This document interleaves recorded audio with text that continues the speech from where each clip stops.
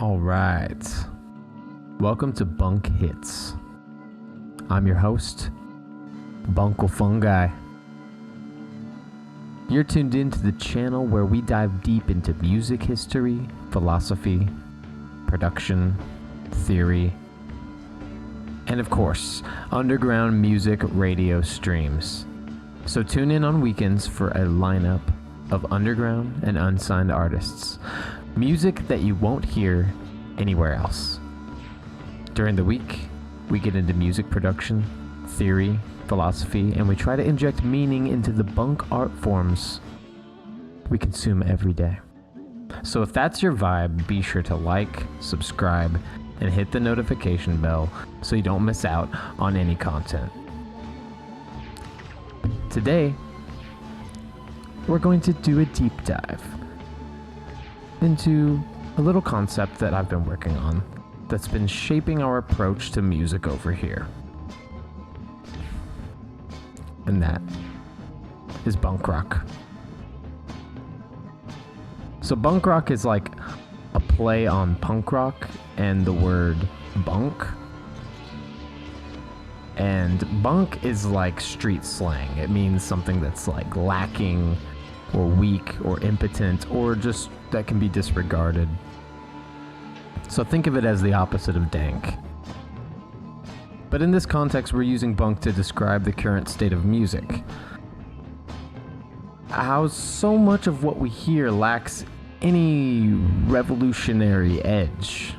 I'm talking about music that once had potential, meaning, but's now been co-opted, commodified, watered down by corporate interests. Bunk rock is an attempt to take that failure, that impotence, and turn it back into something meaningful. To explain bunk rock, we need to go back to punk rock. So punk was this attempt at a revolutionary form of music. It was like a subversion of rock and roll. The punks thought of themselves as inheritors of like the Situationist movement. And if you've ever read Guy Debord's Society of the Spectacle, you know what I mean. The Situationists took art forms and flipped them, recontextualized them, turned them into a critique of society and culture. The very form itself became the critique. The content itself became the critique. And punk at its best moments did exactly those things. Well, as we know, punk got co-opted. It became a brand, a trend, sold back to us by the very forces it once fought against.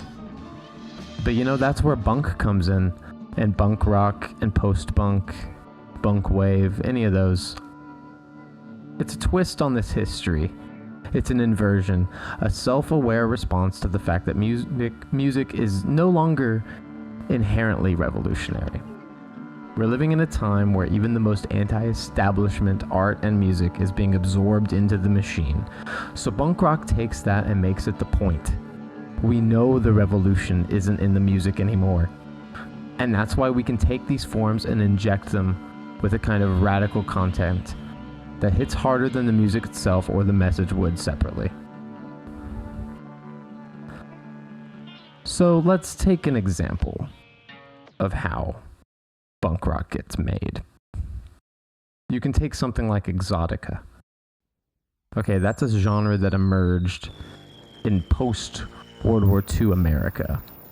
A genre that, you know, it stole, borrowed, appropriated, decontextualized, sanitized music from the South Pacific, Asia, many different places, and kind of orientalized them, blended them into one thing.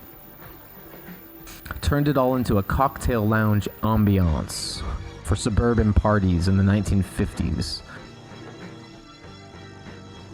So imagine reworking exotica pieces through sampling or writing your own exotica style piece, and then using lyrics that talk about US imperialism and Western colonialism, and kind of the process by which this stealing happens. So suddenly you'd have the sound of escapism being subverted and used to become the sound of confrontation, of imperial critique. So that's kind of bunk rock in action, is taking these reactionary coded musical forms and flipping them into something more potent.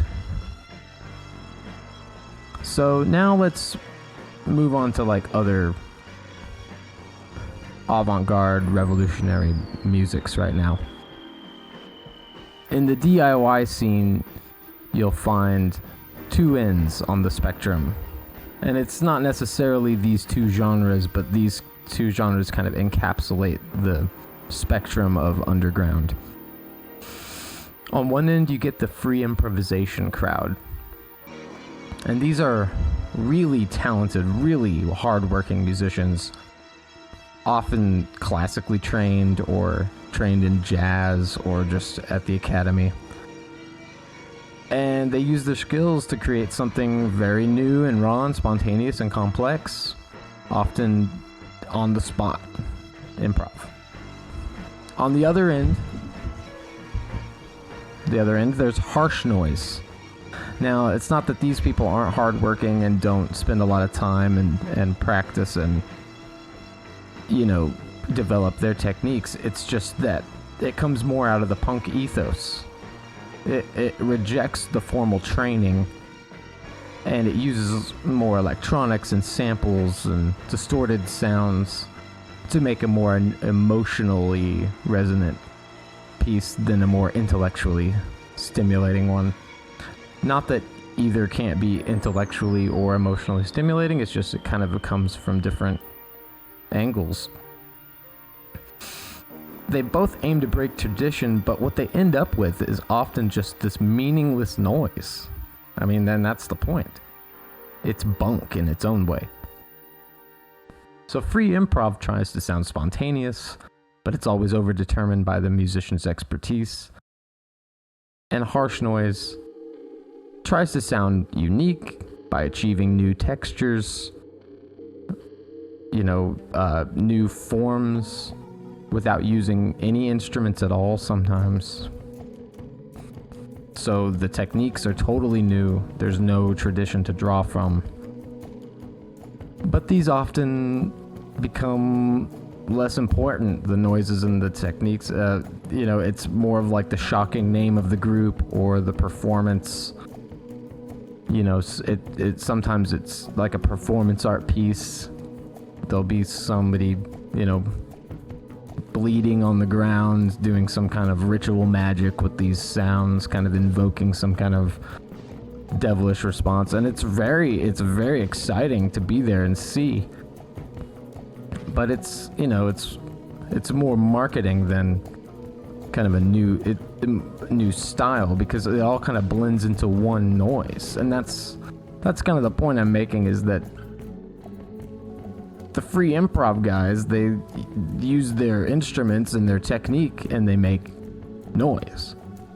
And then the noise guys try to use noise to create new techniques. But they're both kind of circling the drain. So what does bunk rock do? It's a response to this. It sees the bunkness of these forms and it turns it into something productive. You can use noise in your reappropriation of old forms to make some kind of shocking textural imposition into the old, reappropriated form with its new radical content. And then, in addition to this, you can kind of free improvise with your instrument or with your noise creating devices and kind of develop a long piece that you then sample from and chop up into a more structured form where you can kind of have a message right on top of that, either lyrically or through some other kind of artistic injection.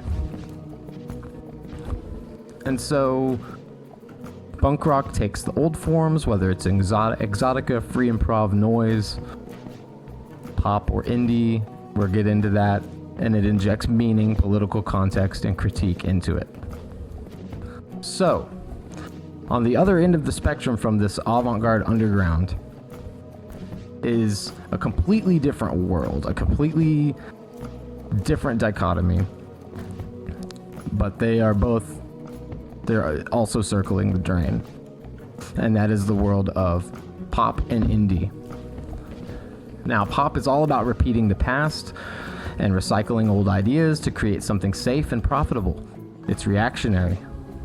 Indie music, on the other hand, positions itself as an alternative, but so many indie artists are just waiting for their moment to break into the mainstream.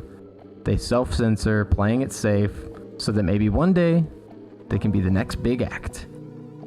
Many indie musicians are just temporarily embarrassed pop stars waiting for their shot. And so, punk rock is the antidote to this. We do what pop does. We repeat old forms, but we do it with a twist. We inject the context and meaning that's missing from these forms. We fill the void left by the bunkness. And so that's the philosophy behind bunk rock. So, here on Bunk Hits, we're going to keep pushing that idea forward, whether it's through music production, tutorials, deep dives, kind of technique sharing.